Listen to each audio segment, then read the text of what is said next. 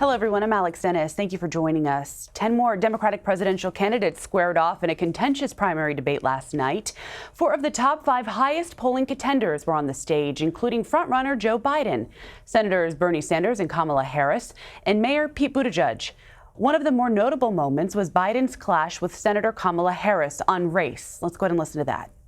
I'm going to now direct this at Vice President Biden. I do not believe you are a racist. And I agree with you when you commit yourself to the importance of finding common ground.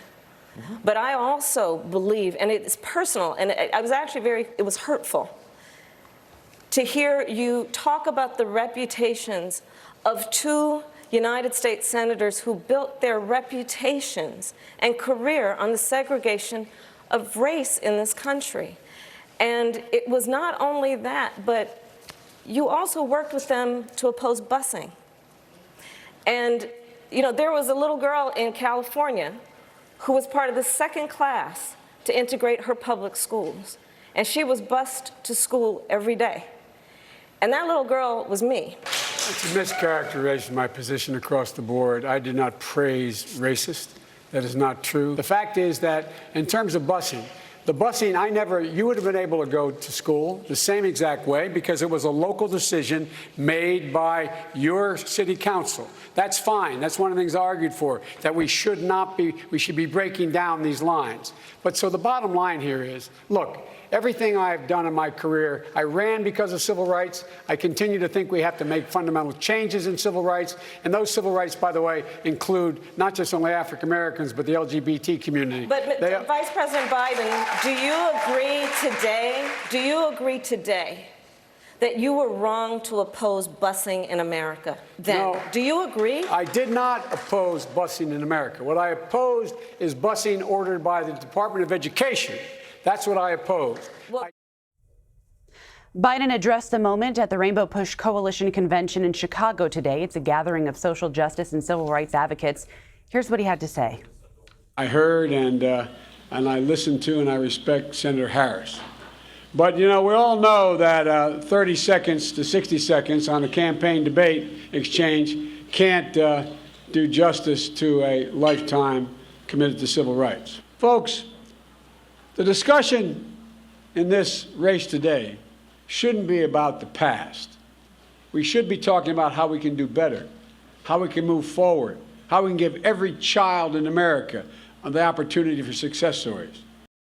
Let's bring in CBSN political contributors, Molly Hooper, Antjuan Seawright as well. Antjuan is a Democratic strategist as well. Thank you both for being here. There was a lot to talk about from last night. Antjuan, I want to start with you. There's no doubt that we saw Kamala Harris have a really impressive night. Do you think that is enough to sway black voters that are voting early away from Biden? Absolutely not. The one thing we know, and I'm from South Carolina, arguably the most important state in this nomination process, is that Vice President Biden's support is real, it's authentic, and it runs deep and wide, and no one can dispute that. I think what Senator Harris did was reposition herself and reintroduce herself to all voters, and I think she had a great night.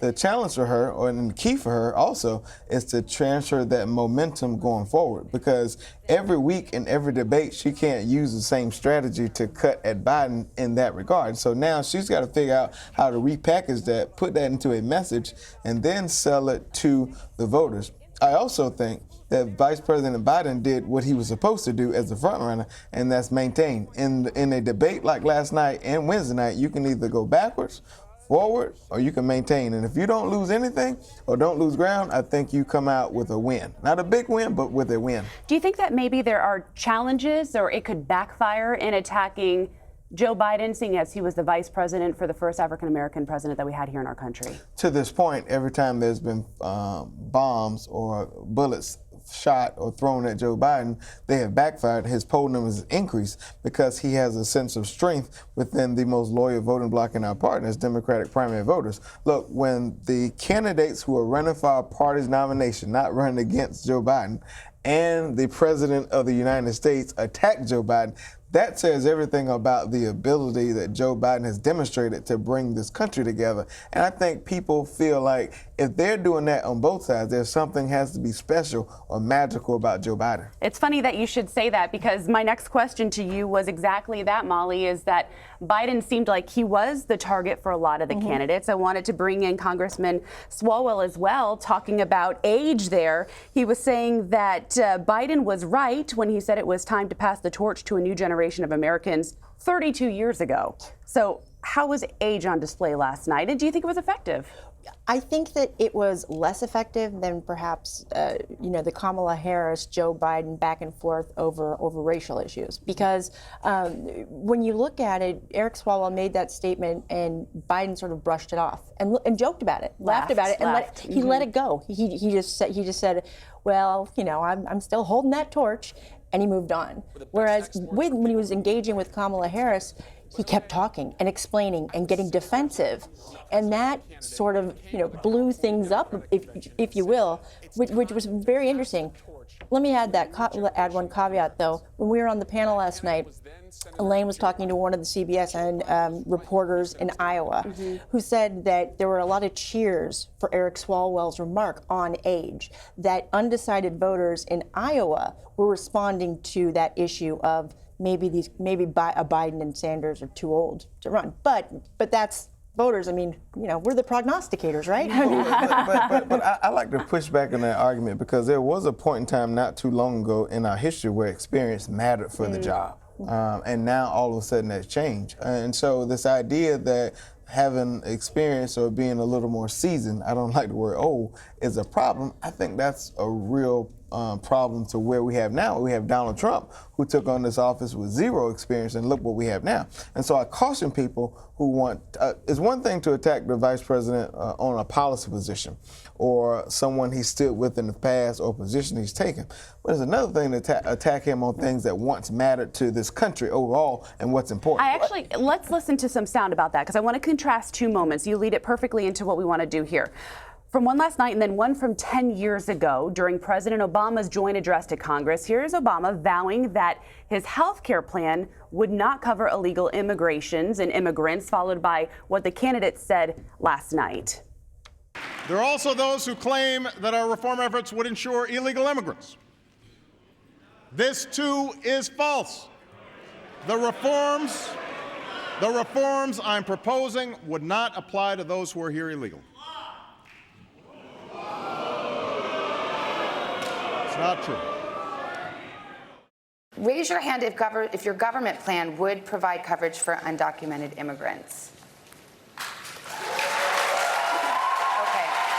let me start with you, Mayor Buttigieg. Why? Mayor Buttigieg, why? Because our country is healthier when everybody is healthier. And remember, we're talking. All right, so when you hear something like that, 10 years is not that long. Antjuan, I'd actually like to hear both of you, your opinions on this. How much has the party evolved on this issue that we can really swing an entirely different direction and say, yes, they will be included in this plan? Well, you can see a lot. I mean, look at Bernie Sanders in 2016. People were laughing when he was bringing up Medicare for all, and now it seems like more Democrats are talking about a Medicare for all plan. I think that when it comes to these type of issues, we have seen quite a bit of evolution within the party. That said, it doesn't mean that's going to happen. You know what I mean? Just because you evolve on some issues doesn't mean you'll have enough agreement by the Republicans in Congress, and you need them, regardless of whether you're in the majority in all chambers in the White House. The American people, what we've learned from these past few, vote turnover elections, is that they don't necessarily like one party rule, where one party rules with an iron fist. I think that. Well, a couple of things. I think that, yes, not only has the party evolved, but the country has changed and the mood of the country has changed. We were not having the intense debate in immigration and some of these conversations we're having now 10 years ago, so I think that's a sign of the change in the times. I also think that we're going to do this either on the front end or the back end. So we're going to pay for health care potentially for these people on the front end who will come here for a better quality of life, or on the back end in some way, shape, or form. I've always been taught that if you do it early, if you fix a leaky roof early, you run the risk, or you have the opportunity opportunity to save more money versus fixing when you have real problems. But to the Republicans who want to use this as a beating on the Democrats' point, the Republicans brand themselves as GOP, God's only party. Well, I'm a Matthew 25 and 40 baby. As much as you've done it to the least of these, you've done it to me. These people who are coming to this country for a better quality of life, they represent the least of these. Not to mention, this country is built and made on immigrants. We are a country of immigrants, and we can't lose sight of that when we're having these political discussions. And I know it's sexy politically for the Republicans to say they want open borders and they want this and that. But the bottom line is we're going to have to figure out a way in a bipartisan way to fix this problem and do comprehensive immigration reform, or else we're going to have a real problem in this country for generations. So then let's talk about what President Trump tweeted in response to that video that we just showed last night. He said, quote, all Democrats just raise their hands for giving millions of illegal aliens unlimited health care. How about taking care of American citizens first? That's the end of that race.